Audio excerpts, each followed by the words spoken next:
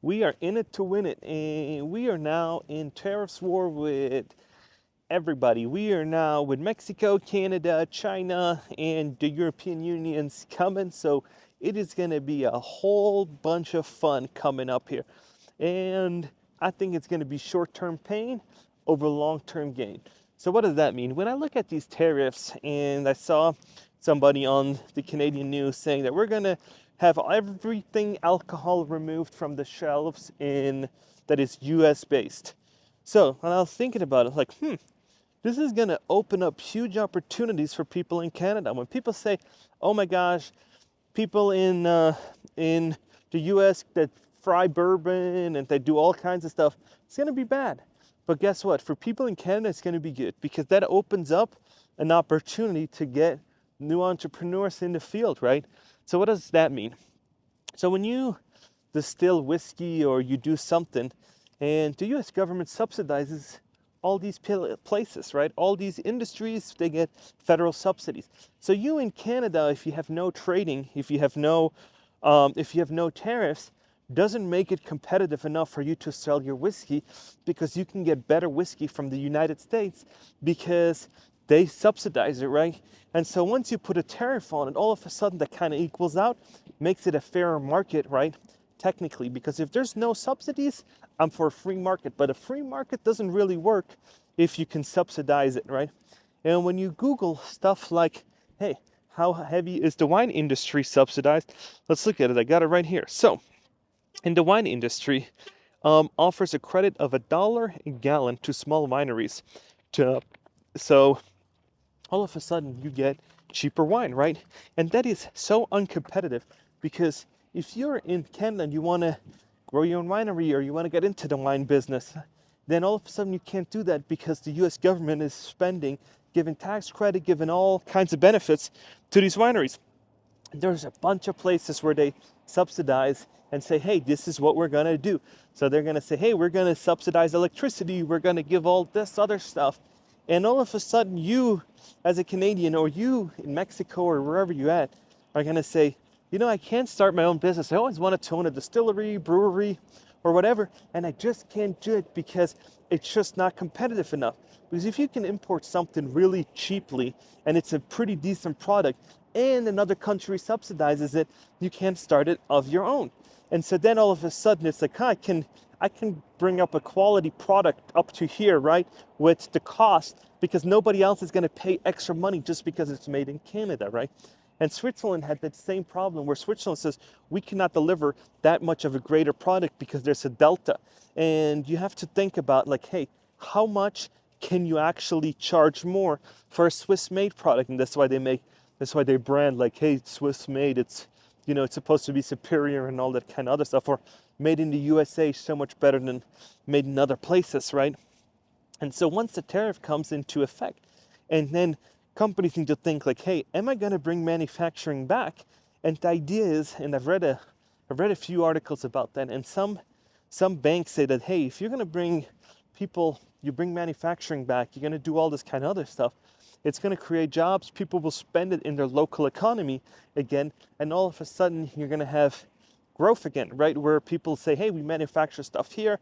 We're going to do all that kind of stuff with employment taxes, payroll taxes, and we're going to have all these other things going on that will benefit the country and your local municipality in the long run.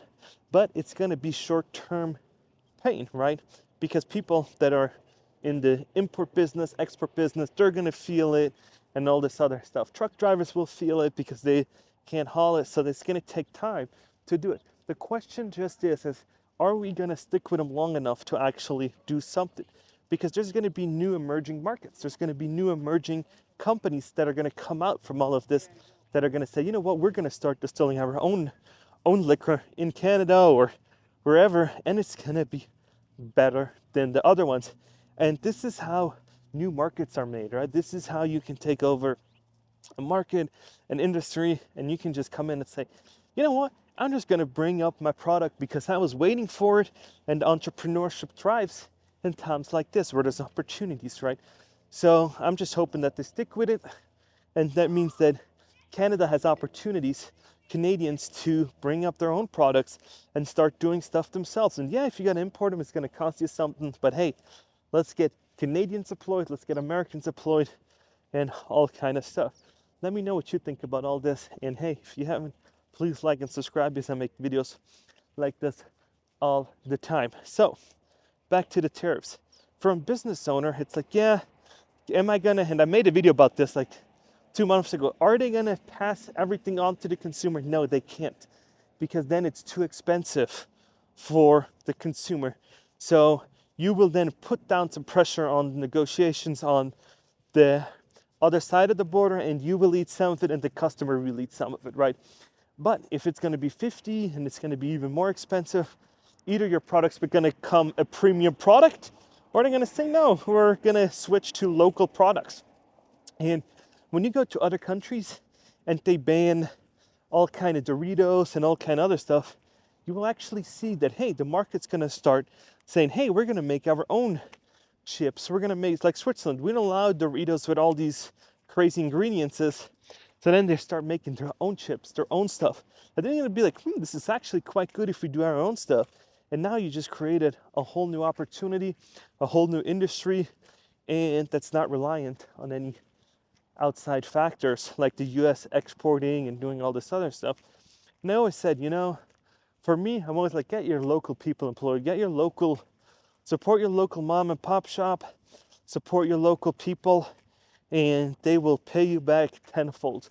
Because every dollar you spend with a local pop shop will go most likely directly back into their business. It's going to go directly back into their environment, into their region, and that's going to be really, really good. If you're going to have opportunities to start your own shop, to do your own thing, hey, every dollar you spend, it's going to go right back to it. Because that's how, when I had a frozen yogurt shop, that's how it happened. You invest money and everything's going to go back into employees, upgrading equipment, making it more efficient, doing all kinds of other stuff, so that you're going to have a thriving business. So you guys let me know what you think about it, because I love these little mom and pop stores, because it's like the backbone. It's like these people that are doing God's work. It's not these people that go out and just sit in an office in a cubicle in the federal government and sign some paperwork. No, it's actually like hard sweat labor. And most of these people actually that work in these small mom and pop shops have pretty hard decisions to do when the economy is such a downturn. Because when you're thinking about losing your job, it's like, yeah, that's one thing. You can always get a new job. But when your business is struggling and you can't pay your bills, and most of these places have guarantees that you signed as the business owner. So when I signed the lease at my yogurt store, me and my business partner had to both co-sign personally for the rent for 10 years. And they can come after you personally and do all kinds of other stuff. And some people said, oh, it's greedy landlord, it's doing all that. I don't even know if it's that much of greedy landlords. I think it's just the name of the game, where it's like, hey, the more money they get, they always need to take that little delta for profits, and then they just reinvest it into nicer area, make it look nicer so they can charge more rent to get more people, right? So it's like an endless cycle of, let me upgrade the property, let me charge more rent, attract nicer people. So it's like a constant cycle. And it's just what it is. I don't have enough money to change it, so I'm just like, you know what? This is what it is. So we're just going to keep going and trying to work with the stream than against it. Because I'm telling you, if you know swimming against it's difficult. Just floating down with a tube and a beer in your hand is just way, way easier. And I'd rather ride it than work against it, right? So yeah, it is absolutely crazy when I see these people online saying, yeah, it's going to hurt Americans. Yeah, it is. It's going to make car more expensive and all that other stuff. But then we're going to see a delta of all these cars that have been repoed, and the used car market and the new car market's going to have to shift and do some adjusting, because Americans technically can't afford most of their cars that they're driving. Because when you look at these leases, you look at all these kind of payments, it's just outlandish. It is outlandish when you think about how much you're spending on a car that you use 10, 20% a day if you're sitting in traffic for a very long time. It's just too expensive. And yeah, it's going to be really interesting to see where these tariffs are going to go once all the dust settles, if it's going to be still so bad in a year, or all of a sudden people are going to say, you know what, it's actually not too bad. Because I think, what was it, Honda, one of these manufacturers said, oh, we're going to build the new Honda Civic, we're going to build a plant in I don't know, where was that Honda plant? I think like Boise or something. I put it on the screen when I get back home, so don't I don't know, Kentucky, somewhere around there. I put it on the screen. I just saw the article in the morning, but I forgot. So yeah, so all these people that are going to get hired to be in that plant are probably not going to say these tariffs sucks. No, they're going to be like, oh my gosh, I got a new job, right? And that's going to make supervisors, that's going to be salaries that are going to be paid in US dollars, there's going to be payroll taxes, it's going to help your local mama pizza shop out, it's going to help out, US software companies for payroll, doing all that. So the idea is pretty good, right? Let me know in the comments what you think about it, because yeah, it's I don't think it's too bad unless you're really affected by it, and then you're like, if you're in the import-export business, and I know people like that aren't going to be happy about all these changes, and they're like, they're ruining my business. And I'm like, yeah, that's what happened to me during COVID, when I've had my frozen yogurt store, and the sheriff came and kind of shut us down because we were not essential self-serve ice cream. Wasn't it's like a weird thing, but they said, yeah, you can't do it. So, and nobody was, Half Moon Bay said, nah, we can't do it. So it's like, okay, that works. And yeah, so when the government interferes in your stuff, it's never really a pleasant thing. It's always like, oh my gosh, and you deal with the consequences. I think that little fiasco was probably $100,000 loss. And yeah, do I miss it? No, I don't. I'm glad I'm out.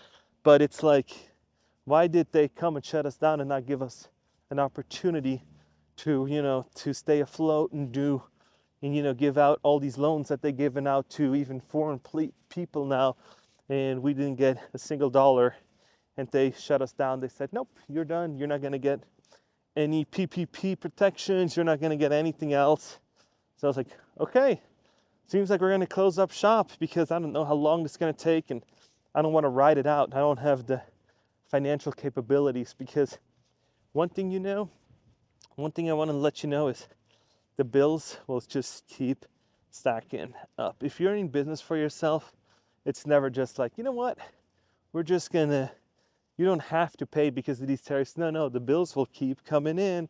So yeah, it's crazy. Life, exciting times. So yeah, if you're in the industry like that, that's heavily reliant on it, start networking, join a group, and see how you can positively impact your area, right? Your network, your community. And once you're starting to do all kinds of things like that, where you're like, hey, let me provide some value over here, let me provide some value over here or over here, you're starting to get opportunities, right?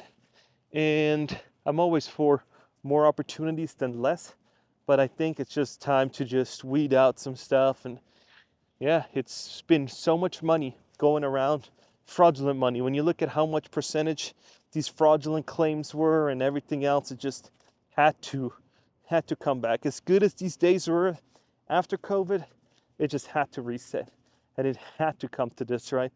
But guess what? It's going to be good again in the future. So even though you think right now, I'm at the verge of losing everything, I'm doing all this, I'm doing all that, it's a cycle. It's a market cycle. And that's why I tell people all the time, just because you think you're living on the top of the world today, don't think about that you can do that tomorrow. Stash some money away. Get ready. Because I have some of my viewers that were stacking money away, and they've been emailing me saying, oh my gosh, I've missed out on all these investment opportunities.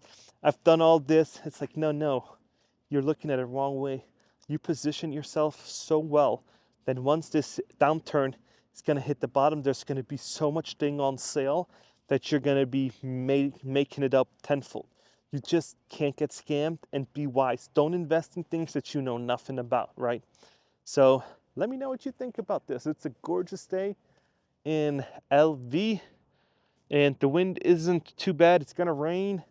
So I'm not that happy about the rain. I'm not that happy about the wind either, but it's a gorgeous day out, and I'm in shorts, and it is phenomenal weather. So let me know what you guys think, and this was a shorter one from me. So please, if you haven't, please like and subscribe, and I will see you in the next one.